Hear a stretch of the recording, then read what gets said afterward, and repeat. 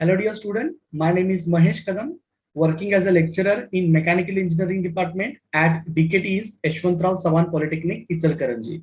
I am going to teach you subject Basic Mechanical Engineering. Today we are going to start our second unit and this is a lecture number first. ठीक आहे, तर आजपासून आपला जो काही second unit आहे तो आपण चालू करणार आहोत. या सेकंड युनिटचं नाव आहे IC engines and gas turbine. याचं जे वेटेज आहे ते 14 मार्काचं वेटेज असणार आहे. तर जर स्पेसिफिकली मेकॅनिकलच्या बाबतीत जर बघायला गेलं तर आयसी इंजिन हा एक सेपरेट सब्जेक्ट आहे आणि त्याचबरोबर गॅस टर्बाइन देखील हा एक सेपरेट सब्जेक्ट असणार आहे. पण तुमच्या आता इलेक्ट्रिकल पॉइंट ऑफ व्ह्यू बघायला गेलं तर ह्याच्यामधलं जे काय बेसिक गोष्टी ज्या आहेत त्या तुम्हाला आता या चॅप्टर मध्ये शिकायच्या आहेत, या युनिट मध्ये शिकायच्या आहेत. तर आजच्या लेक्चरला बघा आपण हे पॉइंट्स कव्हर करणार आहोत. तर याच्यामध्ये ह्या जो पूर्ण चॅप्टर आहे याच्यामध्ये दोन पार्ट आहेत. आयसी इंजिनचा एक पार्ट असणार आहे आणि गॅस टर्बाइनचा एक पार्ट असणार आहे. तर सुरुवातीला आपण आयसी इंजिनचा पार्ट बघूया आणि त्याच्यानंतर मग आपण गॅस टर्बाइन कडे जाऊया. तर ह्याच्यामध्ये बघा आजच्या लेक्चर मध्ये आपण सुरुवातीला हीट इंजिन्स मध्ये काय बघणार आहोत, त्यानंतर आयसी इंजिन म्हणजे काय असतात ते बघणार आहोत, त्याच्यानंतर क्लासिफिकेशन ऑफ आयसी इंजिन. तर आयसी इंजिनचं कोणकोणत्या वेगवेगळ्या पॅरामीटरवरती आपण त्याचे टाइप्स किंवा क्लासिफिकेशन करणार आहोत ते आपण डिटेलमध्ये बघणार आहोत. तर हे सर्व पॉइंट आपण आजच्या लेक्चरमध्ये कव्हर करणार आहोत. तर आपण वन बाय वन बघत जाऊया. ठीक आहे, तर सगळ्यात पहिल्यांदा आपण बघा हीट इंजिनला डिफाईन करूया. तर जो फर्स्ट युनिट होता त्यावेळी ऑलरेडी बेसिक्स ऑफ थर्मोडायनामिक्स मध्ये आपण हीट इंजिनला डिफाईन केलं होतं. हीट इंजिन काय आहे, एक डिव्हाइस आहे जे काय करेल, हीट एनर्जीचं कन्व्हर्जन मेकॅनिकल एनर्जी मध्ये करणार आहे. तर आपण कशा पद्धतीने त्याला डिफाईन करू शकतो बघा. Heat engine is a device which converts heat energy into mechanical energy. जी काय हीट एनर्जी त्या इंजिनला मिळणार आहे त्याचं कन्व्हर्जन तो काय करणार आहे, मेकॅनिकल एनर्जी मध्ये करणार आहे. तर अशा डिव्हाइसला आपण काय म्हणत असतो, हीट इंजिन असं म्हणत असतो. ठीक आहे, मग जर एनर्जी कन्व्हर्जन जर प्रोसेस बघितली तर ह्याच्यामध्ये बघा आपण कसं करत असतो की पहिल्यांदा फ्युएल बर्न करत असतो. फ्युएल मध्ये असते तुमची केमिकल एनर्जी आणि बर्न झाल्यानंतर त्याचं कन्व्हर्जन होतं हीट एनर्जी मध्ये आणि पुन्हा हीट एनर्जीचं कन्व्हर्जन तुमच्या मेकॅनिकल एनर्जी मध्ये इंजिन मध्ये होत असतं. तर बघा एनर्जी कन्व्हर्जन जर आपण बघितलं तर अशा पद्धतीने असणार आहे. फ्युएल मध्ये तुमची केमिकल एनर्जी असणार आहे आणि फ्युएल ज्यावेळी तुम्ही बर्न करणार आहात, बर्न केल्यानंतर कंबशन होईल त्यावेळी त्या फ्युएल मधली एनर्जी तुमची हीट एनर्जी मध्ये कन्वर्ट होईल due to the combustion. Combustion process झाल्यामुळं ती सगळं हीट एनर्जी मध्ये होणार आहे.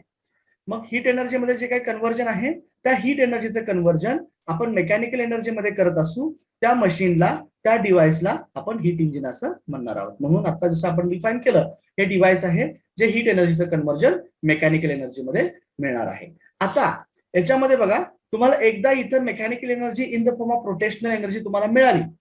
ठीक आहे, तर तुम्ही त्याच इंजिनला जर तुम्ही जनरेटर कनेक्ट केला, जनरेटर कपल केला तर त्या मेकॅनिकल एनर्जीचं कन्व्हर्जन पुन्हा काय होणार आहे, इलेक्ट्रिकल एनर्जी मध्ये होणार आहे आणि हे करत असतं ते डिव्हाइसला आपण म्हणत असतो it is non as a generator. ठीक आहे, तर अशा पद्धतीनं एनर्जी कन्व्हर्जनची प्रोसेस असणार आहे. तर बघा कोणकोणत्या प्रोसेसनुसार ती एनर्जी पास होत असणार आहे. तर फ्युएल मध्ये तुमच्या केमिकल एनर्जी होती, ती कंबशन प्रोसेसमुळे त्याचं कन्व्हर्जन हीट एनर्जी मध्ये झालं आणि हीट एनर्जीचं पुन्हा कन्व्हर्जन मेकॅनिकल एनर्जी मध्ये झालं आणि त्या डिव्हाइसला आपण हीट इंजिन असं म्हणत असतो. मग जर इंजिनचा जर काही आउटपुट शाफ्ट आहे तो आपण जर जनरेटरला कपल केला, कनेक्ट केला तर त्याचं कन्व्हर्जन पुन्हा काय होणार आहे, इलेक्ट्रिकल एनर्जी मध्ये होणार आहे. तर अशा पद्धतीने तुमचा काय असणार आहे, हा पूर्ण प्रोसेस असणार आहे. मग जर आपण आयसी इंजिनला, हीट इंजिनला जर क्लासिफिकेशन करायला गेलं तर त्याच्या दोन कॅटेगरी मेन असणार आहेत. हीट इंजिनच्या दोन कॅटेगरी असणार आहेत. त्यामध्ये असणार आहे इंटरनल कंबशन इंजिन आणि एक्सटर्नल कंबशन इंजिन. तर बघा आपण बघू शकतो तर त्याच्या दोन कॅटेगरी आहेत. Heat engine can broadly classified into two categories. First आहे इंटरनल कंबशन इंजिन आणि दुसरं आहे एक्सटर्नल कंबशन इंजिन. ठीक आहे, आता याच्यामध्ये बघा बेसिकली ज्याप्रमाणेचं नाव आहे त्याचप्रमाणे कंबशन प्रोसेस होणार आहे.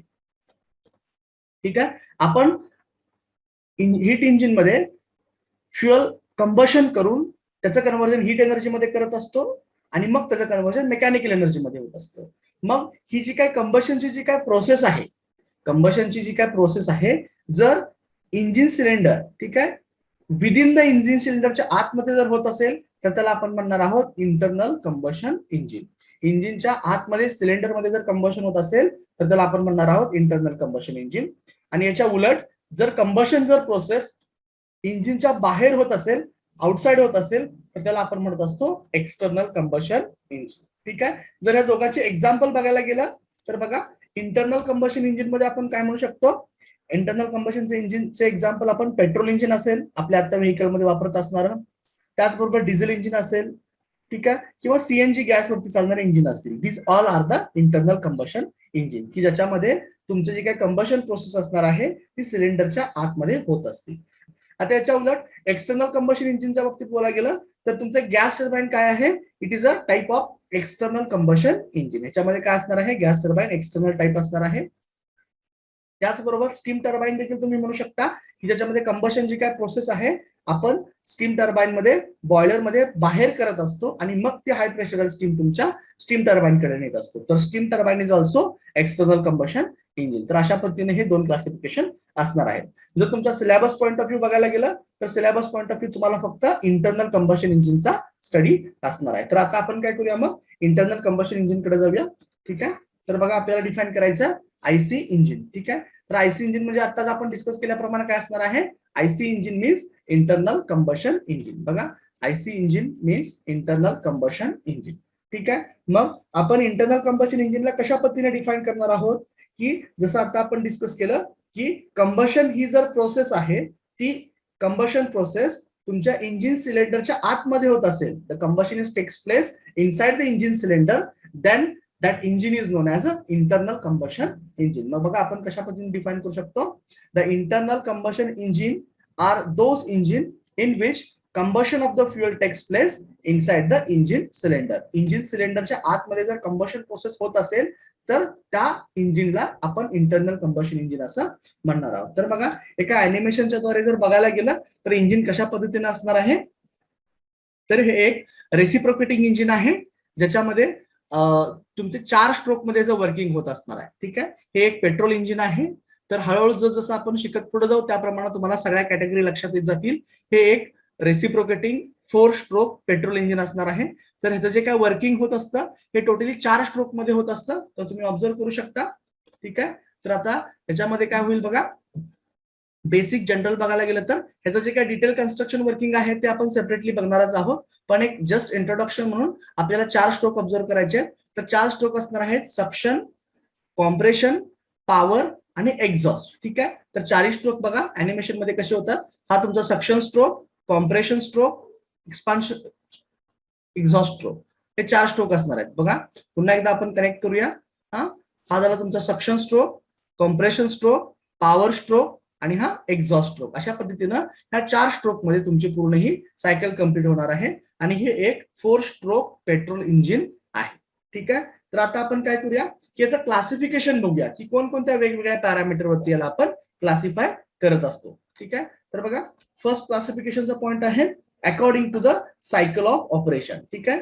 आता इंजिन पूर्ण वर्क होण्यासाठी आपल्याला काही सायकलिक प्रोसेस एकत्रित करावं लागतात आणि त्या प्रोसेस एकत्रित येऊन फर्स्ट पॉइंट आणि सेकंड, इनिशियल पॉइंट आणि लास्ट पॉइंट सेम आले तर आपण सायकल कंप्लीट झाले म्हणत असतो.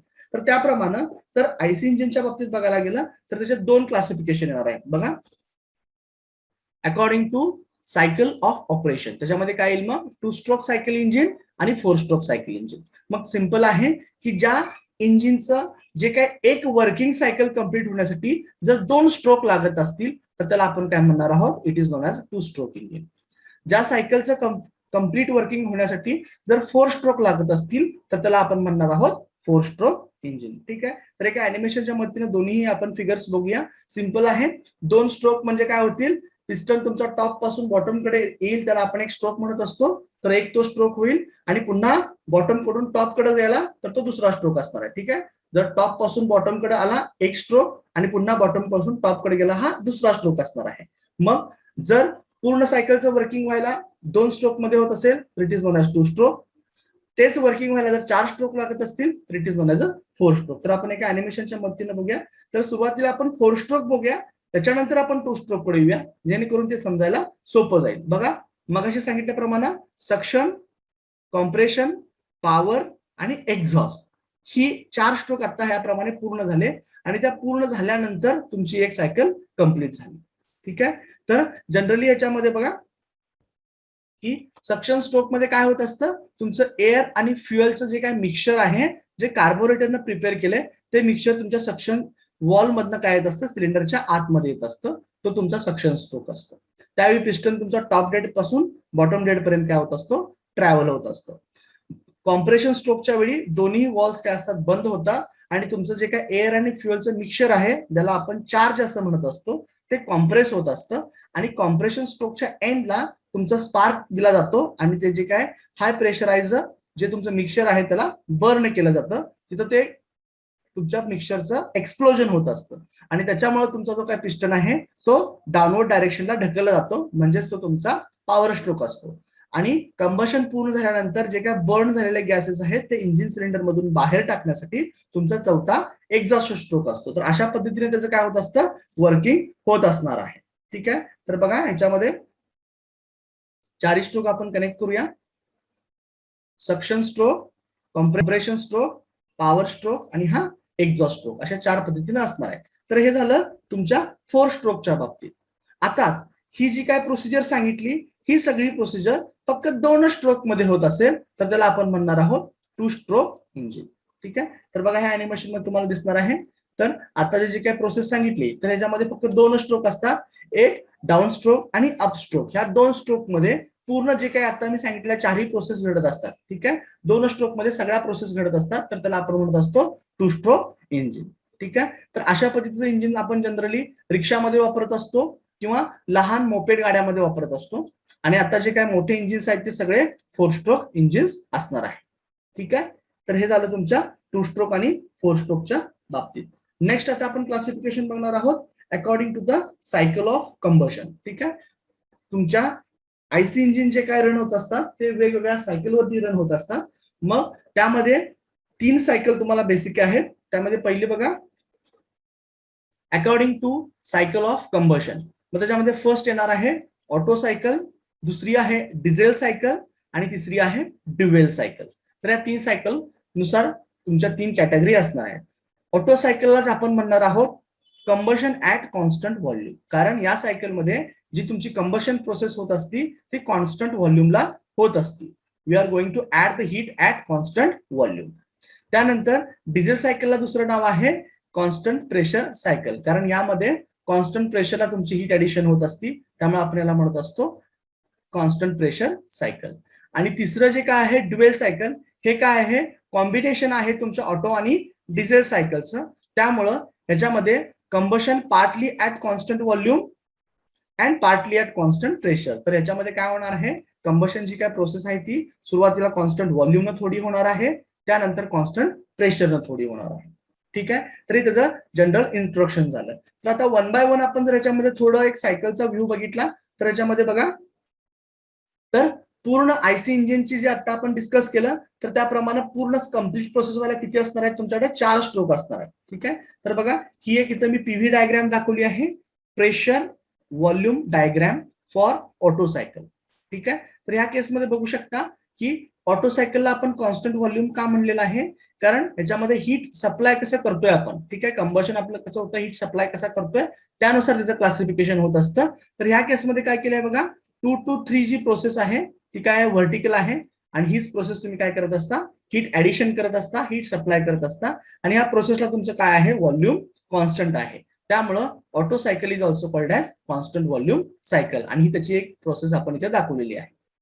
ठीक आहे, सेकंड कडे येऊया आता आपण. सेकंड मध्ये जर बघायला गेलं तर सेकंड मध्ये बघा 2 to 3 ही तुमची कंबशन जी काय प्रोसेस आहे हीट सप्लायची ती कशी आहे बघा. इथं पीव्ही डायग्राम असल्यामुळं pressure at point 2 is equal to pressure at point 3 म्हणजे काय असणार आहे, कॉन्स्टंट प्रेशर असणार. इथं काय झालं, कॉन्स्टंट प्रेशर मेंटेन आहे, त्यामुळंच डिझेल सायकलला आपण काय म्हणत असतो, कॉन्स्टंट प्रेशर सायकल.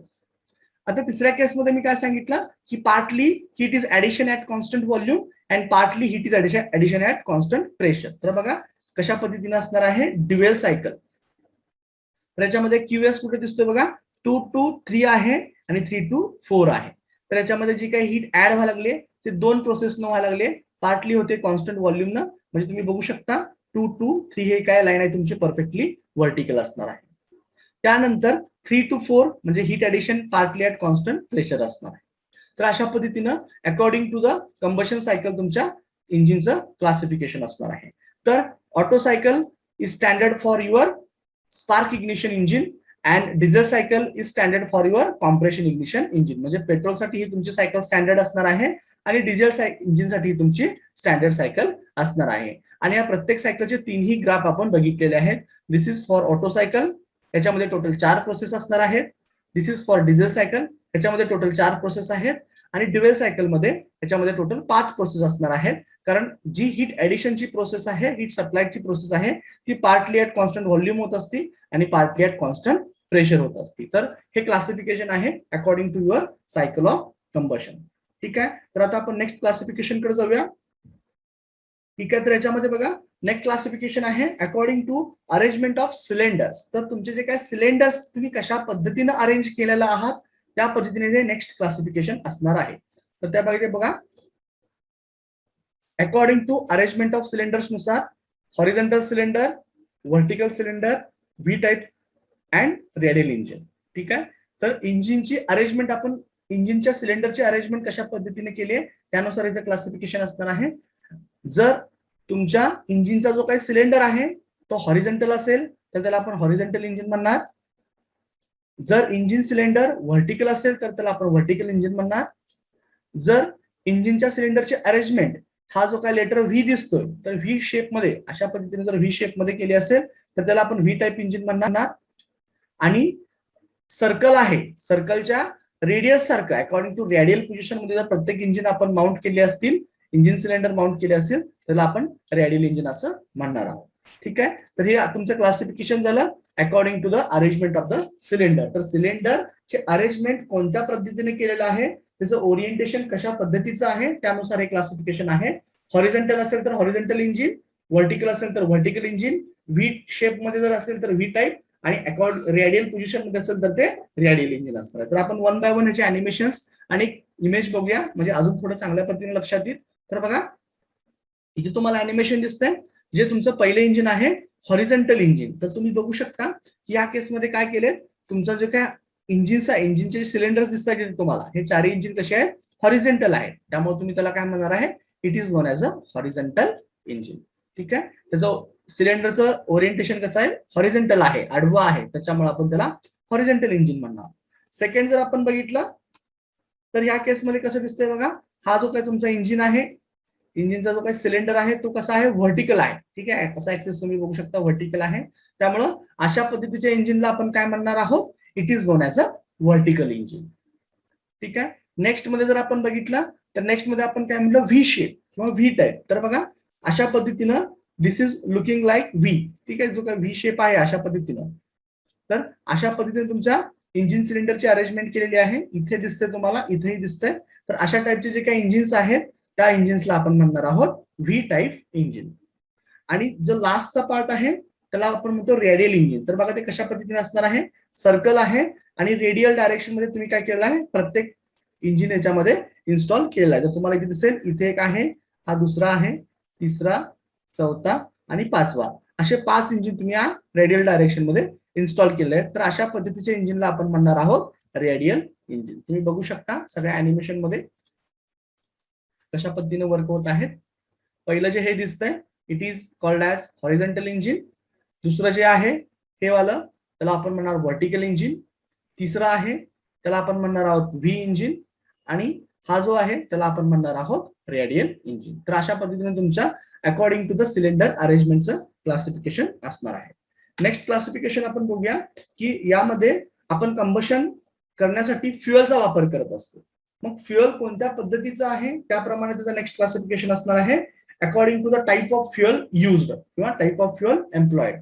तर बघा फोर्थ क्लासिफिकेशन आहे अकॉर्डिंग टू फ्युएल एम्प्लॉयड. तर फ्युएलचा आपण कोणता टाइप वापरलाय त्याप्रमाणे पहिलं क्लासिफिकेशन असणार आहे पेट्रोल इंजिन. ठीक आहे. दुसरं आहे डिझेल इंजिन आणि तिसरं आहे गॅस इंजिन. तुमच्या इंजिन मध्ये ऍज अ फ्युएल म्हणून जर तुम्ही पेट्रोल वापरलं असेल तर त्याला आपण पेट्रोल इंजिन म्हणणार. जर आपण डिझेल वापरला असेल तर त्याला आपण डिझेल इंजिन म्हणणार. आणि आपण जर गॅस वापरत असू, सीएनजी गॅस आहे त्याप्रमाणे, तर त्याला आपण गॅस इंजिन असं म्हणणार आहोत. ठीक आहे. पेट्रोल इंजिनच्या बाबतीत बघायला गेलं तर most of the two wheelers ज्या आहेत, ठीक आहे, two wheelers most of the आपल्या पेट्रोल इंजिन वरती असतात. त्यानंतर हेवी जर व्हेकल्स असेल तर मोस्टली आपण हेवी व्हेकल्स मध्ये डिझेल इंजिन देखील वापरत असतो. पेट्रोल इंजिन देखील त्याच्यामध्ये असतं, पण मोस्टली ज्या काय मोठे इंजिन्स आहेत ट्रकचे असतील इंजिन्स, तर बेसिकली हेवी इंजिनसाठी आपण डिझेल इंजिन जनरली वापरत असतो. आणि gas engine is a very similar to the petrol engine. तर पेट्रोल इंजिन सारखंच आपण गॅस इंजिन वापरत असतो. आत्ताच्या ज्या काय व्हेकल्स आहेत त्या बऱ्यापैकी काय आहेत, हायब्रिड व्हेकल्स आहेत, की ज्याच्यामध्ये एकाच गाडीमध्ये तुमचं पेट्रोल आणि गॅस याचं कॉम्बिनेशन त्याच्यामध्ये असतं. तर त्याच्यामध्ये एक सिलेक्टर स्विच असतो की तुम्ही आहे त्याच इंजिनला पेट्रोल वरती आणि तुमच्या सीएनजी गॅस वरती रन करत असतात. तर अशा पद्धतीच्या व्हेकल्सला आपण हायब्रिड व्हेकल्स असं म्हणत असतो. तर फ्युएलच्या टाईपनुसार हे तुमचं चौथं क्लासिफिकेशन आहे. त्यानंतर नेक्स्ट क्लासिफिकेशन आहे तुमच्या इंजिनच्या स्पीडनुसार. ठीक आहे, इंजिनचं स्पीड कसं आहे त्यानुसार 3 क्लासिफिकेशन आहेत. ठीक आहे, मग स्पीड नुसार नेक्स्ट क्लासिफिकेशन आपण बघूया. According to the speed of the engine, low speed, medium speed आणि हाय स्पीड. जर तुमच्या इंजिनचं जे काय स्पीड आहे त्यानुसार स्पीड लो, मीडियम किंवा हाय अशा 3 कॅटेगरीमध्ये आपण डिवाइड करत असतो. जर तुमच्या इंजिनचं जर स्पीड 100 to 120 100 ते 120 आरपीएमच्या आसपास जर असेल तर तुम्ही त्याला म्हणणार आहात that it is non as a low speed engine. ठीक आहे, 100 ते 120च्या आसपास असेल तर तुम्ही म्हणणार लो स्पीड इंजिन. त्यानंतर त्याचं जर स्पीड 250 आरपीएमच्या आसपास असेल तर त्याला आपण म्हणत असतो मीडियम स्पीड इंजिन. आणि 250 आरपीएमच्या वरती गेलं, मोर दॅन द 250 आरपीएम, तर अशा इंजिनला आपण म्हणत असतो हाय स्पीड इंजिन. तर हे तुमचे 3 इंजिनचे क्लासिफिकेशन झाले according to the speed of the engine. ठीक आहे, नेक्स्ट क्लासिफिकेशन आपण बघणार आहोत according to the method of ignition. ठीक आहे, मेथड ऑफ इग्निशन नुसार तुमचे 2 कॅटेगरी असतात, एक एसआय इंजिन आणि सीआय इंजिन. तर एसआय इंजिन म्हणजे काय असतं, स्पार्क इग्निशन इंजिन, आणि सीआय इंजिन म्हणजे काय असतं, कॉम्प्रेशन इग्निशन इंजिन. तर बघा याच्यामध्ये असणार आहे according to the method of ignition नुसार 2 इंजिन आहेत, स्पार्क इग्निशन ज्याला आपण एसआय इंजिन म्हणत असतो शॉर्ट फॉर्म मध्ये, आणि दुसरं आहे कॉम्प्रेशन इग्निशन ज्याला आपण सीआय इंजिन असं म्हणत असतो. तर याच्यामध्ये बघा स्पार्क इग्निशन इंजिन म्हणजेच तुमचे पेट्रोल इंजिन असणार आहेत आणि कॉम्प्रेशन इग्निशन इंजिन म्हणजेच तुमचे डिझेल इंजिन असणार आहे. तर याच्यामध्ये मेथड ऑफ इग्निशन नुसार सिंपल क्लासिफिकेशन आहे. इंजिनचं जर इग्निशन करायला, कंबशन प्रोसेस स्टार्ट करायला जर आपल्याला त्याच्यामध्ये स्पार्कची मदत घ्यावी लागत असेल तर अशा इंजिनला आपण काय म्हणत असतो, स्पार्क इग्निशन इंजिन म्हणत असतो. जनरली सगळे पेट्रोल इंजिन हे स्पार्क इग्निशन इंजिन असतात. सेकंड कॅटेगरी आहे कॉम्प्रेशन इग्निशन. इग्निशन करण्यासाठी आपल्याला कोणत्याही प्रकारचा एक्सटर्नल सोर्स आपण वापरत नाही.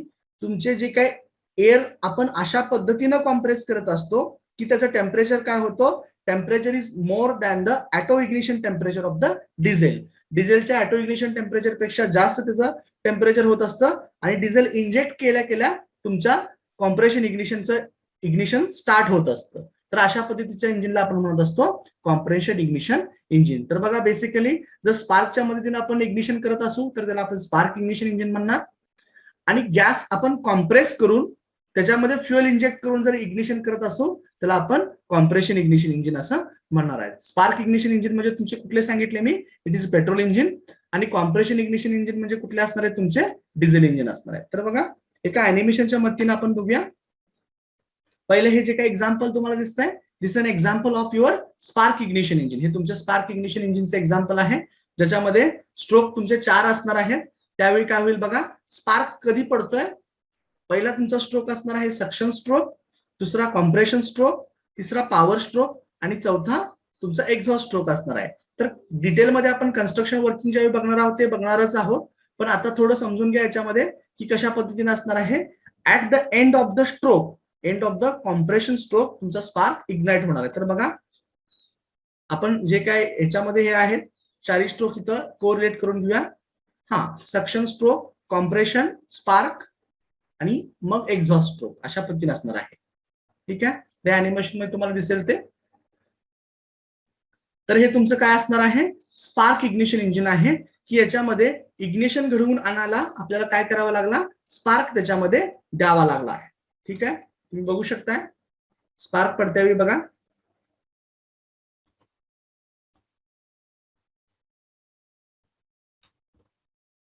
इथं at the end of this compression stroke तुमचा काय होत असतो, स्पार्क पडत असतो. आता आपण येऊया कॉम्प्रेशन इग्निशन कडे नेक्स्ट अॅनिमेशनला. त्याच्यामध्ये बघा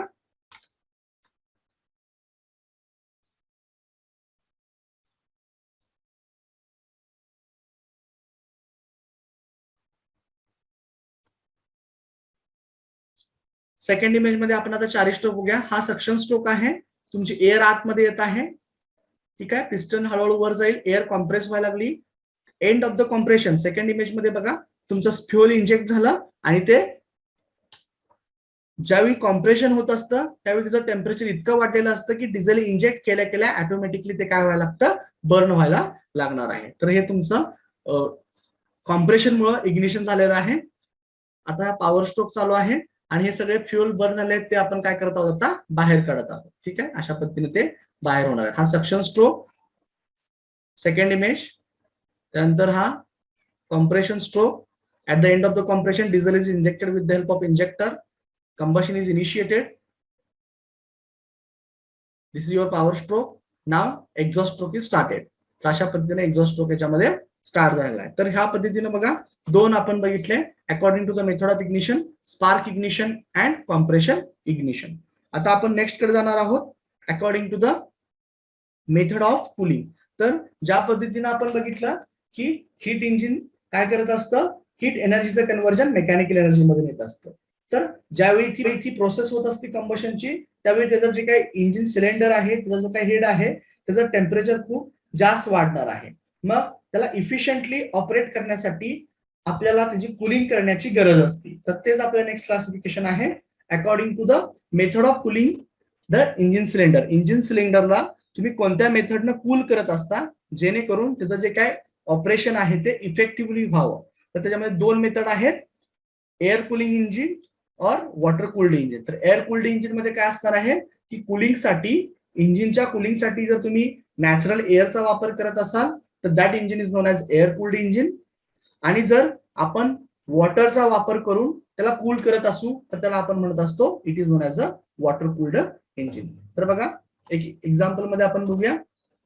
हे तुमचं एअर कूल्ड इंजिन आहे. तर याच्यामध्ये काय केलंय, अशा फिन्स बसवलेल्या आहेत. फिन्स काय करतील, आतली जी काही हीट आहे ती बाहेर घेण्याचा प्रयत्न करतील आणि नॅचरल सर्क्युलेशन एअर ज्यावेळी अशा पद्धतीने इथं होणार आहे त्यावेळी काय करेल, ऍटमॉस्फिअर मध्ये लो टेम्परेचरची एअर काय होईल, याच्या कंटिन्युअसली कॉन्टॅक्ट मध्ये येईल आणि इथली जी काही हीट आहे ती कंटिन्युअसली आपल्या बरोबर घेईल आणि स्वतः एअर गरम होऊन परत ऍटमॉस्फिअर मध्ये बाहेर जाईल आणि इंजिनला तुमच्या काय करायचं, कूल करायचं काम करणार आहे. This is about air cooled engine. आता वॉटर कूल्ड इंजिनच्या बाबतीत काय असणार आहे, आपण डायरेक्टली काय करत असतो, त्याच्या इंजिनच्या सराउंडिंगला, इंजिन सिलेंडर आहे त्याच्या सराउंडिंगला वॉटर जॅकेट्स आपण प्रोव्हाइड केलेला असतात. तर वॉटर जॅकेटचं फंक्शन काय असणार आहे की तिथे एक आपण पॅसेज प्रोव्हाइड करतो वॉटरला सर्क्युलेट होण्यासाठी आणि तिथे गेल्यानंतर ते वॉटर काय करेल, तिथली जी काय एनर्जी आहे सगळी ऍब्झॉर्ब करेल आणि स्वतः गरम होईल आणि पुन्हा त्या वॉटरला कूल करण्यासाठी आपण त्याला रेडिएटरकडे पाठवत असतो. तर अशा पद्धतीच्या इंजिनला आपण काय म्हणत असतो, वॉटर कूल्ड इंजिन असं म्हणत असतो. तर बघा एक इथं ब्लॉक डायग्राम दाखवलेली आहे आपण. हा तुमचा इंजिनचा पार्ट झाला. इथं तुमचा पंप आहे, इथं थर्मोस्टॅट आहे, इथं रेडिएटर आहे, हा रेडिएटरचा फॅन आहे. ठीक आहे, आपण इंजिन स्टार्ट केल्यानंतर इंजिन वर्क व्हायला लागेल आणि एका ठराविक वेळानंतर इंजिन ज्यावेळी तुमचं हीट व्हायला लागेल त्यावेळी त्याला कूल करण्याची गरज असते. त्यावेळी काय होईल, मग हा थर्मोस्टॅट काय करेल, इथल्या कूलंटचं टेम्परेचर, जो तुमचा वॉटर आहे त्याचं टेम्परेचर सेन्स करेल आणि हा जो काय वॉल्व आहे तो इथं ओपन करेल. त्यावेळी काय होईल, तुमचं जे काय पंप कडून येणारं वॉटर आहे ते इकडे सप्लाय केलं जाईल, तिथली हीट तो वॉटर घेईल, थर्मोस्टॅट म्हणून तो रेडिएटरकडे येईल, रेडिएटर मध्ये ते वॉटर अशा पद्धतीने खाली येईल. ठीक आहे, मग इथं जे काय हॉट वॉटर आला असणार आहे इंजिन कडून त्याला कूल करण्यासाठी आपण काय करत असतो, नॅचरल एअरचा वापर करत असतो आणि ही नॅचरल एअर आपल्या रेडिएटरमध्ये इफेक्टिव्ह वर्क होण्यासाठी आपण काय करत असतो, रेडिएटर फॅन त्याच्यामध्ये बसवला असतो जो काय करतो, कंटिन्युअसली एअर ड्रॅग करत असतो आणि तुमचं जे काय इंजिन कडून आलेलं वॉटर जे हीट झालेलं आहे त्याला कूल करायचं काम कोण करत असतो, रेडिएटर करत असतो. तर बघा पुन्हा हे वॉटर कोल्ड झालं, कोल्ड झाल्यामुळे परत ते काय येईल, तुमच्या पंपकडे येणार आहे आणि पुन्हा आपण कोल्ड वॉटर तुमच्या इंजिनच्या कूलिंगसाठी आपण पाठवणार आहोत. मग परत हळूहळू त्या इंजिनच्या वॉटरचं टेम्परेचर काय होईल, हळूहळू परत ते हीट व्हायला लागेल आणि पुन्हा मग आपण ते काय करणार आहोत, इकडे आपण परत कूलिंगसाठी पाठवणार आहोत. तर अशा पद्धतीने तुमचं वॉटर कूल्ड इंजिन हे इन जनरल वर्क होत असतं. तर आपण हे नेक्स्ट क्लास हे बघितलं classification according to the method of cooling. तर आपण इंजिन सिलेंडरचं टेम्परेचर कशा पद्धतीने मेंटेन करण्याचा प्रयत्न करत असतो त्यानुसार दोन क्लासिफिकेशन आहेत, एअर कूल्ड इंजिन आणि वॉटर कूल्ड इंजिन. तर आपण जर एअरच्या मदतीने इंजिनला कूल करत असू तर त्याला आपण म्हणणार एअर कूल्ड इंजिन आणि जर आपण वॉटरच्या मदतीने, जसं तुम्हाला या ब्लॉक डायग्राम मध्ये मी समजावून सांगितलं त्याप्रमाणे जर वॉटर वापरत असाल तर त्याला आपण म्हणत असतो वॉटर कूल्ड इंजिन. आता जे काय ऍडव्हान्स काही इंजिन आहे ते ऑइल कूल्ड इंजिन देखील असणार आहे, जे ऑइलच्या मदतीने आपण काय करत असतो, कूल करत असणार आहोत. ठीक आहे, नेक्स्ट क्लासिफिकेशन कडे आपण जाऊया. नेक्स्ट क्लासिफिकेशन तुमचं आहे according to the method of governing. ठीक आहे, according to the method of governing. तर गव्हर्निंग बघा काय असणार आहे. गव्हर्निंग ही एक प्रोसेस आहे की ज्याच्यामध्ये आपण काय करत असतो की इंजिनचं जे काय स्पीड आहे ते कॉन्स्टंट मेंटेन करण्याचा प्रयत्न करत असतो, इररिस्पेक्टिव्ह ऑफ द लोड. लोड मध्ये जरी फ्लक्च्युएशन आले तर इंजिनचा कॉन्स्टंट स्पीड मेंटेन करायचं आपण एक काम आपण प्रोसेस करत असतो. त्या प्रोसेसला आपण काय म्हणत असतो, it is known as the governing. तर बघा मग आपण गव्हर्निंगला कशा पद्धतीने डिफाईन करतो.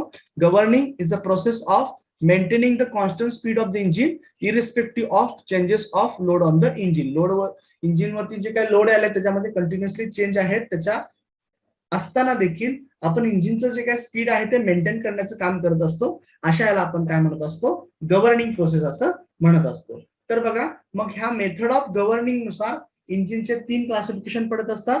हिट अँड मिस गव्हर्निंग, त्यानंतर क्वालिटी गव्हर्निंग आणि तिसरं आहे क्वांटिटी गव्हर्निंग. बघा hit and miss governing, quality governing आणि क्वांटिटी गव्हर्निंग. आता वन बाय वन याच्यामध्ये थोडंसं माहिती घेऊया. बघा हिट अँड मिस गव्हर्निंग मध्ये आपण काय करणार आहोत की ज्यावेळी इंजिनचं स्पीड खूपच जास्त झालं because of the decreasing load on the engine, तर त्यावेळी आपण काय करणार आहोत, काही स्ट्रोक मध्ये आपण आपला फ्युएल सप्लाय काय करणार आहोत, कट करणार आहोत. ठीक आहे, फ्युएल सप्लायचं आपण काय करणार आहोत, मिस करणार आहोत. म्हणून ह्याच्यामध्ये आपण काय म्हणतो असतो, हिट अँड मिस गव्हर्निंग. ठीक आहे, हे फर्स्ट झालं. क्वालिटी गव्हर्निंगच्या बाबतीत काय असणार आहे, तर बघा क्वालिटीच्या बाबतीत आपण काय करत असतो की ज्यावेळी आपण चार्ज म्हणतो तर त्याच्यामध्ये काय असणार आहे, एअर आणि फ्युएलचं मिक्सचर असणार आहे. आणि हेच एअर आणि फ्युएलचं मिक्सचर एकत्रितपणे तुमच्या कार्बोरेटरद्वारे बनवलेलं इंजिनच्या इनटेक मधून आतमध्ये जात असतं. ठीक आहे, मग त्यामध्ये आपण काय करणार आहोत, एअरचं जे काय पर्सेंटेज आहे ते कॉन्स्टंट ठेवणार आहोत आणि पेट्रोलचं जे काय पर्सेंटेज आहे अकॉर्डिंग टू द कंडिशन आपण काय करणार आहोत, चेंज करणार आहोत. तर अशा पद्धतीच्या गव्हर्निंगला आपण क्वालिटी कंट्रोल गव्हर्निंग म्हणणार आहोत, ज्याच्यामध्ये आपण क्वालिटी ऑफ द चार्ज वरून त्याचं गव्हर्निंग करत असणार आहोत. म्हणजे एअरचं पर्सेंटेज फिक्स ठेवायचं आणि पेट्रोलचं पर्सेंटेज, फ्युएलचं पर्सेंटेज तुमचं कमी जास्त करायचं. त्यानंतर चौथा आहे क्वांटिटी गव्हर्निंग. तर क्वांटिटीच्या बाबतीत काय असणार आहे, आपण एअर आणि फ्युएलचं पर्सेंटेज सेम ठेवणार आहोत, पण त्याला होणारी सप्लाय होणारी जी काय क्वांटिटी आहे त्याच्यामध्ये आपण कमी जास्त करणार आहोत. आणि ही जी काय प्रोसेस असते त्याला आपण म्हणत असतो क्वांटिटी गव्हर्निंग. तर हे तुमच्या मेथड ऑफ गव्हर्निंग नुसार 3 क्लासिफिकेशन झाले, hit and miss governing, quality governing आणि तिसरं आहे क्वांटिटी गव्हर्निंग. त्यानंतर आपण नेक्स्ट क्लासिफिकेशन कडे येऊया. नेक्स्ट क्लासिफिकेशन बघा अकॉर्डिंग टू काय असणार आहे, नंबर ऑफ सिलेंडर्स. ठीक आहे, तर तुमच्या इंजिन मध्ये किती सिलेंडर्स वापरलेले आहेत त्यानुसार त्याचं क्लासिफिकेशन असणार आहे, सिंगल सिलेंडर आणि मल्टी सिलेंडर. तर बघा according to the number of cylinders बघायला गेला तर क्लासिफिकेशन कसं आहे, सिंगल सिलेंडर इंजिन्स आणि मल्टी सिलेंडर इंजिन. तर बघा ह्या शब्दामध्येच आहे, सिंगल सिलेंडर इंजिन याचा अर्थ काय असणार आहे की ज्या इंजिन मध्ये फक्त एकच सिलेंडर आहे अशा इंजिनला आपण म्हणणार आहोत सिंगल सिलेंडर इंजिन. आणि ज्या इंजिन मध्ये एकापेक्षा जास्त सिलेंडर्स आहेत त्या इंजिनला आपण म्हणणार आहोत multi cylinder engine.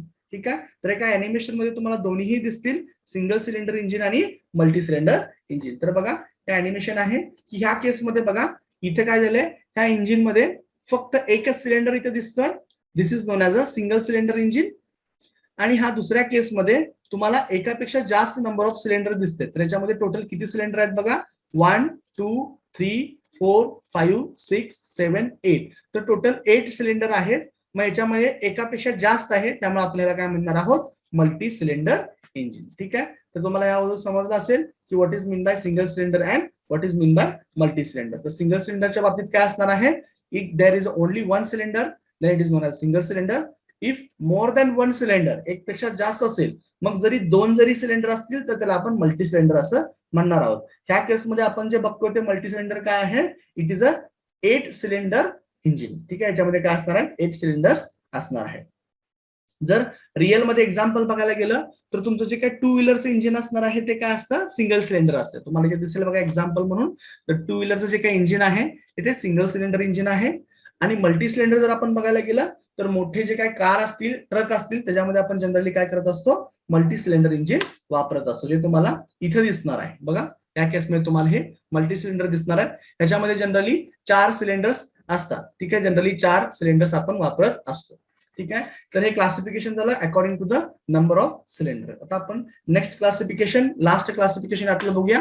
Next classification आहे तुमचं according to the suction pressure. ठीक आहे, तर तुमच्या इनटेक स्ट्रोकला, सक्शन स्ट्रोकला त्याचं जे काय प्रेशर असणार आहे त्याच्यानुसार याचं क्लासिफिकेशन आहे. बघा आपण कसं म्हणतोय मग, next classification according to the suction pressure. Suction स्ट्रोकच्या वेळी किती प्रेशर असणार आहे त्यानुसार त्याचं क्लासिफिकेशन आहे. Naturally aspirated engines and supercharged engine. आता नॅचरली ऍस्पिरेटेड इंजिन्स म्हणजे काय असणार आहे बघा, की तुमचं एअर असेल किंवा एअर फ्युअलचं जे काय मिक्सचर असणार आहे ते जवळपास काय असणार आहे, तुमच्या ऍटमॉस्फेरिक प्रेशर इतक्या प्रेशरवरती आपण सक्शन मधून, सक्शन प्रेशरच्या वेळी सक्शन इनटेकला आपण देणार आहोत. तर अशा इंजिनला आपण काय म्हणणार आहोत, नॅचरली ऍस्पिरेटेड इंजिन, की ज्या इंजिनचं एअर किंवा एअर फ्युअलचं मिक्सचर असणार आहे त्याचं प्रेशर जे काय असेल ते जवळपास तुमच्या ऍटमॉस्फेरिक प्रेशर इतकं असणार आहे.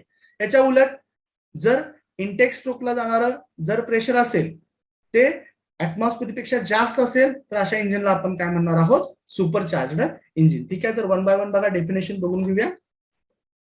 नॅचरली ऍस्पिरेटेड इंजिन्सला आपण काय म्हणणार आहोत, ऍडमिशन ऑफ एअर और air fuel mixture at near atmospheric pressure. जवळपास ऍटमॉस्फेरिक प्रेशरलाच आपण एअर किंवा एअर फ्युअलचं मिक्सचर काय करत असतो, इनटेक मधून देत असतो. तर अशा इंजिनला आपण म्हणणार आहोत नॅचरली ऍस्पिरेटेड इंजिन्स. मग असं न करता जर आपण इनटेक मध्ये ऍटमॉस्फेअर पेक्षा जास्त प्रेशरचं जर आपण एअर किंवा एअर फ्युअल मिक्सचर जर दिलं तर त्याला आपण म्हणत असतो सुपरचार्जड इंजिन. तर बघा सुपरचार्जड इंजिन मध्ये आपण काय म्हणणार आहोत, admission of air fuel mixture at ease above atmospheric pressure. त्याचं जे काय प्रेशर असणार आहे ते काय असणार आहे, अबाव द ऍटमॉस्फेरिक प्रेशर असणार आहे. अशा प्रेशर आपल्या अशा इंजिनला आपण काय म्हणणार आहोत, it is known as a supercharged engine. ठीक आहे, तर इथं आपण आजच्या लेक्चरमध्ये हीट इंजिन म्हणजे काय असतं, त्यानंतर हीट इंजिनचे ब्रॉड क्लासिफिकेशन कशा आहेत, ज्याच्यामध्ये इंटरनल कंबशन आणि एक्सटर्नल कंबशन आपण बघितलं. त्यानंतर हीट एनर्जीचा कन्व्हर्जन प्रोसेस कशा कशा असणार आहेत ते बघितलं. त्यानंतर इंटरनल इंजिनला आपण डिफाईन केलं, इंटरनल कंबशन इंजिनचं डिफिनेशन बघितले आणि नंतर आपण वेगवेगळ्या क्लासिफिकेशन आजच्या लेक्चरमध्ये बघितलेले आहेत. तर आपण नेक्स्ट लेक्चरला काय करूया, त्याचा जो काय पुढचा पार्ट आहे तो कंटिन्यू करूया. ठीक आहे, ओके, थँक्यू.